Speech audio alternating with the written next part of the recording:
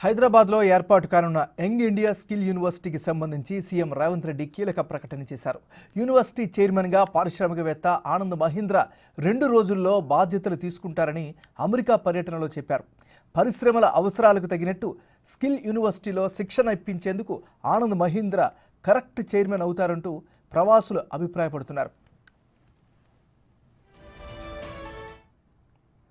Young India skills university అని నైపుణ్యత నేర్పడానికి కొత్త యూనివర్సిటీని తెలంగాణ రాష్ట్ర ప్రభుత్వం తీసుకొచ్చింది. ఇది పీపీపీ మోడల్లో. మోస్ట్ లైక్లీ ఆనంద్ మహీంద్రాని ఆ యూనివర్సిటీ చైర్పర్సన్ కింద నేను రిక్వెస్ట్ చేసిన 2 రోజుల్లో ఆనంద్ మహీంద్ర మన తెలంగాణ ప్రభుత్వం ఏర్పాటు చేసే స్కిల్స్ యూనివర్సిటీకి చైర్పర్సన్గా బాధ్యత తీసుకోబోతున్నాడు. ప్రపంచంలో నైపుణ్యంకి చాలా డిమాండ్ ఉంది.